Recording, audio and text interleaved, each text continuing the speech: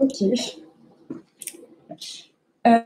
Bonjour. Donc, je vais vous présenter, c'est le rôle des oligodendrocytes dans la sclérose latérale amyotrophique. Il y a souvent une confusion. C'est pas exactement la même maladie et c'est aussi connu sous le nom de maladie de Charcot. Donc, vous en avez peut-être entendu parler. Je ne sais pas si ces termes vous parlent beaucoup, mais de toute façon, je vais les expliquer plus tard. Donc, d'abord, je vais me présenter rapidement. Je vais présenter rapidement mon parcours. Donc, j'ai fait, après le bac, 2 ans de classe préparatoire en biologie et j'ai intégré une école d'ingénieur à Paris qui proposait une spécialisation santé, donc, que j'ai faite. Et il proposait également un master en biotechnologie que j'ai fait aussi. Donc ça, je le précise pour vous montrer que j'ai pas du tout fait un master spécialisé en neurosciences, etc. Et ça m'empêche pas de faire une thèse dans un domaine qui est très différent de master que j'ai fait. Donc, si vous changez d'avis, voilà, c'est possible. Et par contre, au cours de ce cursus, j'ai fait beaucoup de stages dans des domaines vraiment très, très variés. Donc, j'ai fait de la génétique, de l'immuno. J'ai aussi fait, j'ai un peu testé le privé et contrôle qualité des produits, enfin des médicaments. Et j'ai fait de la neuro qui m'a du coup beaucoup plu au Collège de France. Et donc, je suis partie à Strasbourg en février de l'année dernière et j'ai commencé ma thèse en février de l'année dernière, donc juste avant le confinement. Super timing. Et sur le rôle des oligodendrocytes dans la SLA. Donc, le laboratoire qui m'a accueilli, c'est au CRBS à Strasbourg. C'est l'unité U11-18 qui travaille sur les mécanismes centraux et périphériques de la neurodégénérescence. Donc, c'est un assez gros labo. On est une trentaine de personnes avec vraiment des métiers très, très variés. Donc, c'est assez jeune. Il y a pas mal de thésards et de postdocs, mais avec aussi, évidemment, tous les ingénieurs de recherche et techniciens qui gravitent autour et les directeurs de recherche et chargés de recherche. Et ce qui est super intéressant, c'est qu'on travaille tous sur la sclérose latérale amyotrophique ou maladie de Charcot.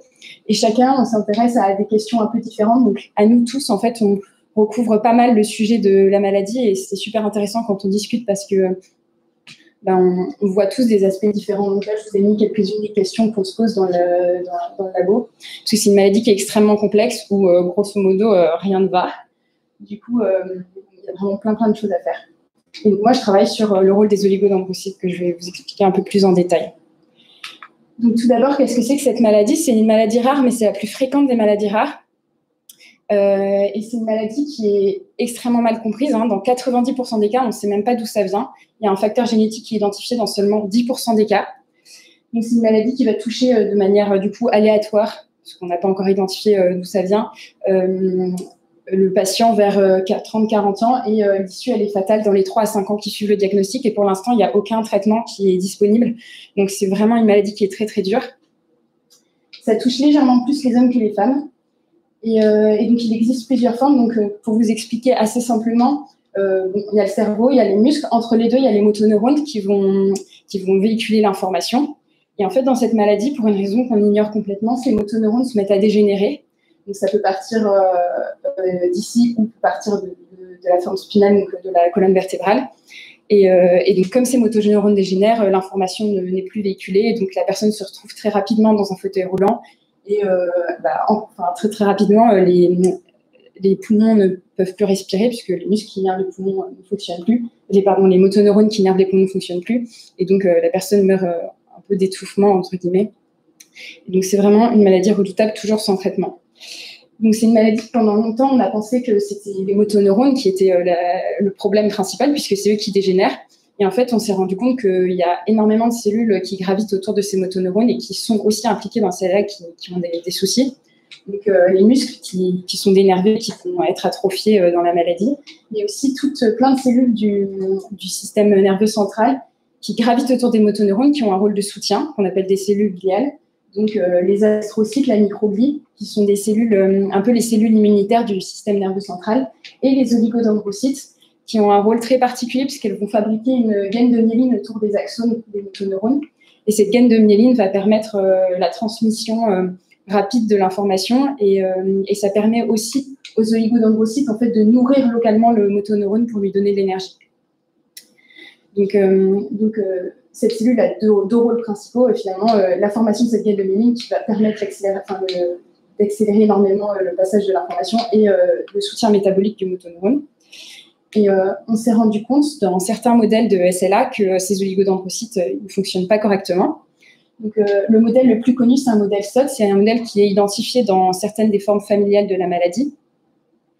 Et on s'est rendu compte que dans ce modèle murin, donc chez la souris qui possède la mutation SOD, les précurseurs des oligodendrocytes, qui sont censés se différencier ensuite en oligodendrocytes, ils prolifèrent de manière anormale, ils ont une forme qui est étrange, ils n'arrivent pas à devenir, donc à maturer, à devenir myélinisants, et quand ils deviennent myélinisants, la gaine de myéline est un peu spéciale, il y a moins de myéline, et le transporteur qui permet le soutien métabolique du motoneurone, il est énormément réduit.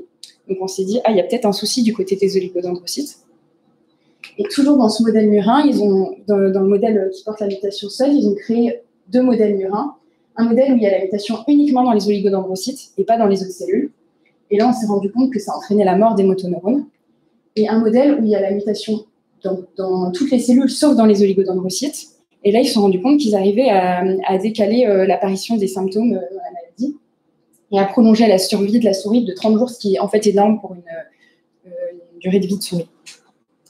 Du coup, moi, mon projet de thèse, c'est de m'intéresser à un nouveau modèle génétique qui est le modèle FUS, donc qui complète le modèle SOD, parce qu'en fait, la mutation qu'on utilise dans le modèle SOD, c'est pas exactement la même mutation que celle qui est chez les patients, alors que nous, avec le modèle FUS, on a vraiment créé une mutation qui existe vraiment chez les patients. Donc, les patients qui sont atteints de cette mutation, ils vont développer une forme très précoce et vraiment très rapide de la maladie. Le diagnostic, c'est en 2 ans, 2-3 ans, la personne est décédée. Et donc, c'est une mutation qui va toucher une protéine qui s'appelle FUS, qui a des rôles extrêmement variés dans le noyau. Et quand cette protéine est mutée, elle se retrouve dans le cytoplasme de la cellule au lieu de se retrouver dans le noyau. Donc là, on voit très bien sur le vidéo. Ici, c'est le noyau en bleu. Et là, on voit que la protéine FUS en vert, elle est présente dans le noyau chez quelqu'un qui est sain et chez quelqu'un qui est malade. Enfin, ça, c'est des souris en l'occurrence. La protéine est complètement délocalisée dans le cytoplasme. Et donc, moi, je vais regarder dans ce modèle comment les oligodendrocytes sont affectés et est-ce qu'ils sont responsables de la neurodégénérescence des motoneurones. Donc d'abord, je vais caractériser les oligodendrocytes et la myéline chez ces souris. Donc, je vais faire de la microscopie électronique. Ici, on voit la gaine de myéline. Au milieu, c'est l'axone et là, c'est la gaine en noir très foncé. Donc, je vais regarder ça chez des souris wild type, c'est-à-dire qui n'ont pas la mutation, et chez des souris FUS, c'est-à-dire qui ont la mutation. Je vais également quantifier, donc il y a des moyens pour extraire la myéline, donc je vais la quantifier, regarder si elle est correctement composée, etc. Et je vais aussi caractériser la fonctionnalité des oligodendrocytes, donc évidemment je les compte en immuno avec ce type d'image. Ça c'est dans la moelle épinière.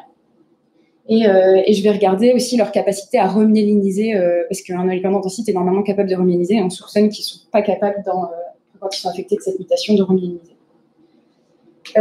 J'ai également créé 2 modèles de murins, donc les mêmes qu'avec la mutation SOD, sauf avec la mutation FUS, où il y a la mutation juste dans les oligodendrocytes, ou partout sauf dans les oligodendrocytes. Et ça permet de savoir si cette mutation dans les oligodendrocytes est nécessaire ou suffisante à l'apparition de la maladie. Donc, dans ces 2 modèles de souris, je vais évaluer, je vais voir en fait si la maladie, elle se déclare plus tard, plus tôt. Et donc pour ça, je vais faire des tests moteurs. Donc c'est un test qui valide. En fait, c'est des tests qu'on utilise et on sait qu'ils fonctionnent pour voir si la souris développe la maladie. Donc je fais du rotarod et du vertibride. Donc grosso modo, je fais courir les souris sur des trucs qui tournent et je regarde combien de temps elles tombent. Et aussi des tests sociaux, puisque le comportement social est affecté dans cette maladie. Et donc pour ça, je regarde comment la souris réagit vis-à-vis d'une souris intrus qu'elle ne connaît pas, et aussi si elle est capable de faire un nid correctement. Donc là, je vais vous donner des photos un peu du genre de résultats qu'on peut avoir. Donc j'ai fait une slide rapide en fait sur mon retour sur la thèse, puisque je pense que c'est surtout ça qui vous intéresse plutôt que le sujet. Moi, je trouve que c'est une expérience qui est vraiment, vraiment formidable, et je ne pense pas continuer en recherche, donc je suis pas forcément, je soutiens pas la recherche à 200%, mais la thèse, c'est vraiment...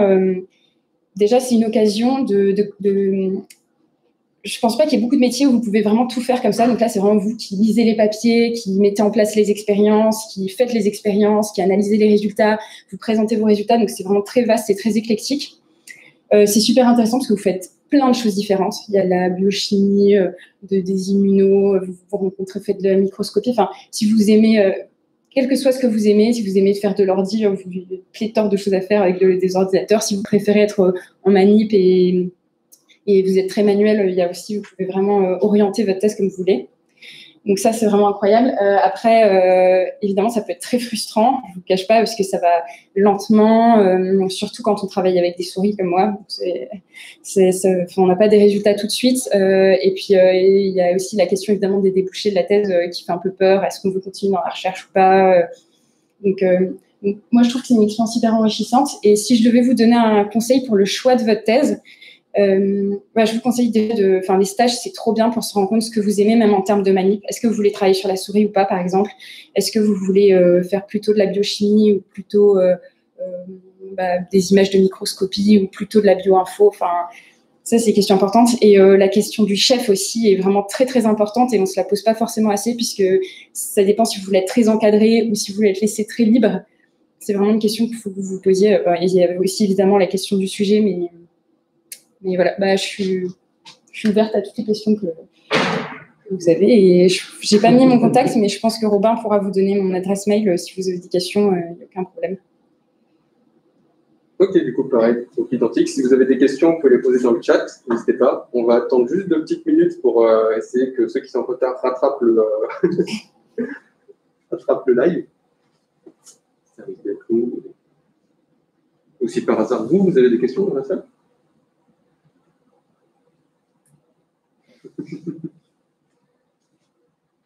Vous allez regarder également ce qui se passe de l'activité des neurones, des motoneurones, ou vous vous concentrez sur les oligophénolés? Idéalement, il faudrait regarder les activités de neurones, mais moi, j'avoue que ce n'est pas dans mes projets immédiats, mais ce serait top de regarder. Mais on va déjà regarder au niveau de la synapse, parce que souvent, il y a un souci. Quand le motoneurone il meurt, on voit la synapse qui se détériore complètement. Donc ça, on va regarder. Mais on ne va pas faire d'électrophie. Pour l'instant, ce n'est pas prévu. J'ai une question pour ceux peut-être qui ne connaissent pas bien les neurosciences. Les motoneurones, ils dégénèrent, mais pourquoi il n'y en a pas un autre qui peut repousser et prendre sa place? C'est des cellules, les motoneurones, c'est des cellules qui... je crois qu'il y en a quelques-unes qui se régénèrent, mais ce n'est pas des cellules qui se régénèrent comme les cellules immunitaires ou les oligodendrocytes, par exemple, qui se régénèrent énormément. C'est des cellules qui sont très complexes et qui ne sont pas du tout... c'est un énorme boulot de les fabriquer et c'est aussi des cellules qui sont assez fragiles. J'avais travaillé dessus au Collège de France et c'est l'enfer. Si elles ne sont pas à la bonne température, elles meurent. Si elles ne sont pas bien... elles sont vraiment très fragiles. Donc...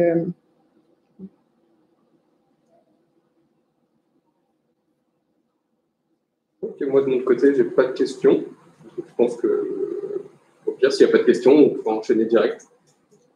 J'ai une question, mais par rapport à c'est objectif aussi. Par rapport à la vie, tu disais que tu ne veux pas faire de recherche en fait. Pardon, je n'ai pas compris ce que tu as dit. Tu disais que tu ne veux pas continuer dans la recherche en fait. Oui, mais alors c'est pas. Oui, en fait. Je vais juste répéter la question parce qu'en fait. Pardon. Vas-y. Et donc, Victor demande si. Qu'est-ce que compte faire Marguerite à la fin, vu qu'elle ne veut pas faire de recherche, enfin, quel est son projet de professionnel qu'elle compte faire. En fait, c'est pas du tout que je suis aussi la recherche. Je trouve ça incroyable comme métier, mais le système est, comment dire le problème, en fait, moi, ce que je vois autour de moi, les chercheurs, c'est extrêmement difficile d'avoir un poste fixe, donc on peut se retrouver à faire des post-docs. C'est très, très compétitif pour avoir un poste fixe en France, donc on peut se retrouver à faire des post-docs à l'infini. C'est pas très stable, du coup, il faut se battre. Et puis ensuite, c'est beaucoup de la recherche d'argent. Il faut faire beaucoup de politique pour... et ça me plaît pas trop. Enfin, moi, ce que j'aime dans la recherche, c'est le côté science, c'est le côté faire des manips, et j'ai l'impression... Mais peut-être que ça va changer, hein, mais moi j'ai l'impression là qu'il faut vraiment se battre comme un fou pour avoir un poste, qu'il faut faire beaucoup de politique, que c'est beaucoup de chance aussi, et j'ai pas forcément envie de ça. Du coup, donc je sais pas trop ce que je vais faire après, mais après, 1 an avant ma thèse, je me disais jamais de ma vie je fais une thèse, et là j'en fais une et je suis trop contente de la faire, donc peut-être qu'à la fin de ma thèse, je ferai un post-doc et ensuite je postulerai à un poste de CR et je serai trop contente aussi, mais pour l'instant, je me vois pas trop continuer là-dedans.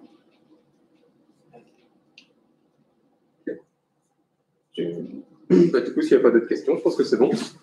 Miguel, merci en tout cas, Marguerite. Ouais, je t'en prie.